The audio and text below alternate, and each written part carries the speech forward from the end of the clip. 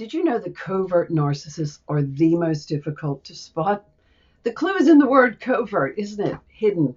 In this video, I'm going to give you 12 signs to help you spot them. They're not the same for everybody, but they're really good signs to help you know what to look for. Because you know that feeling when someone seems so humble, so kind, so understanding, but somehow you always end up feeling drained, confused, and like you're the problem? That's not an accident. That's a covert narcissist. Today, I'm breaking down 12 red flags that reveal someone might be a covert narcissist. And here's the thing. These people are masters at hiding in plain sight. They don't look like the obvious narcissist. They look like the victim. They look like the helper. They look like the misunderstood one. Hi, my name is Michele Paradise, and welcome back to my channel, or welcome if it's your first time, where I bring evidence-based information coupled with my own lived experiences to help you navigate the most important relationship in your life, which is the one with yourself. So let's expose these patterns. Before we do, though, if you haven't subscribed, please hit the subscribe button. And if you are a subscriber, make sure you get notifications of my new videos. Let's start with what I call the passive-aggressive arsenal. These are the subtle weapons they use to keep you off balance. Red flag number 1, jokes that cut deep. They make cutting remarks disguised as jokes or casual observations. And when you react, when you show that it hurt, they act shocked. I was just kidding. Why are you so sensitive? But here's the thing. If someone consistently has to tell you they were just joking after hurting you, they're not joking. They're testing how much they can get away with. Red flag number 2, convenient amnesia. This one drives people crazy. They conveniently forget every promise, every commitment, or conversation that doesn't serve them. But they have crystal clear memory for anything you've ever done wrong. You remember them saying they'd help you move? They don't. You forgot to text them back once 3 months ago. Oh, they remember that vividly. This creates a pattern where you're always the unreliable one, always the one who's mistaken. Very clever, isn't it? Red flag number 3, masters of guilt. Covert narcissists never ask directly for what they want. Instead, they manipulate through guilt. They'll say, I guess I'll just handle it myself like I always do. Or, I thought you cared about me, but I understand if you're too busy and you can't help. Very passive aggressive. Notice how they make it about your character, your care, your priorities. Never about their actual need or request. Red flag number 4, always running late. Now, not all of them do this, but this is a big red flag to look out for. They consistently show up late, cancel at the last minute, or create situations where you have to accommodate their schedule.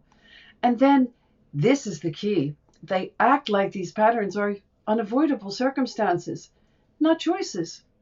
Your time doesn't matter. But somehow, it's never their fault. They blame it on somebody or something else. This is the next set of them. False humility. This is where covert narcissists really shine.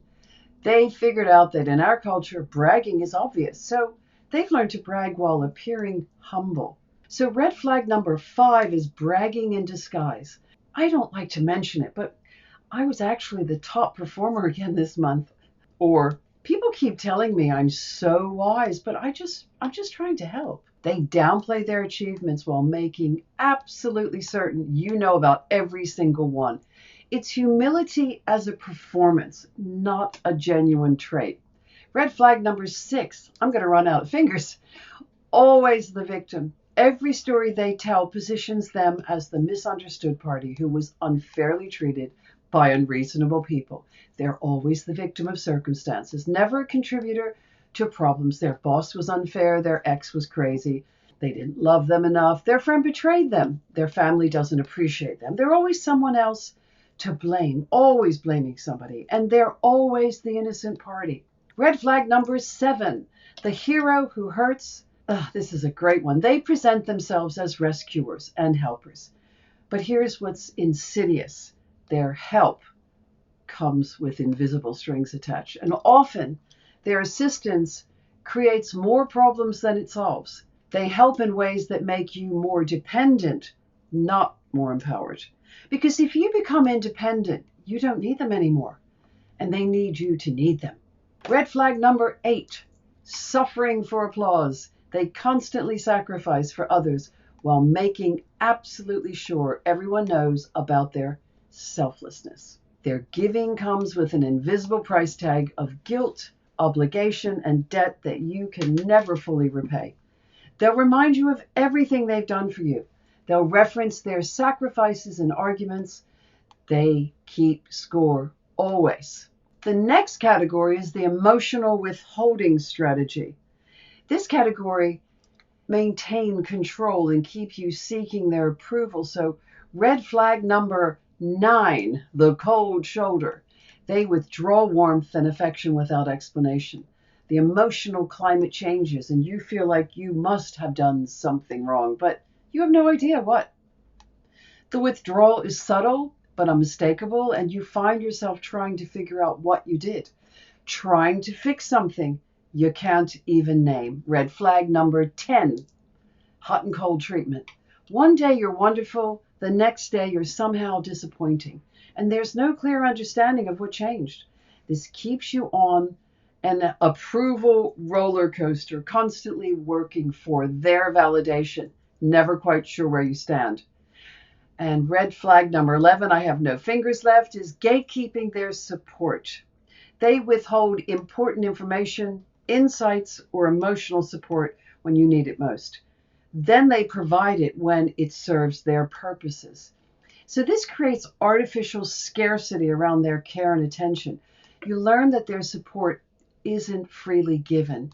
It's strategically deployed. And finally, red flag number 12. Unavailable when it counts. When you need emotional support, they're suddenly overwhelmed, too busy, or dealing with their own crisis, of which there are many.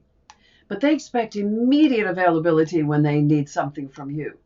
The relationship becomes one-directional, but it's also a pattern of covert narcissists. You're there for them. They're there for you only when it's convenient. So finally, the pattern. What does it look like? So what ties all of these behaviors together? As in any narcissistic behavior, it is control.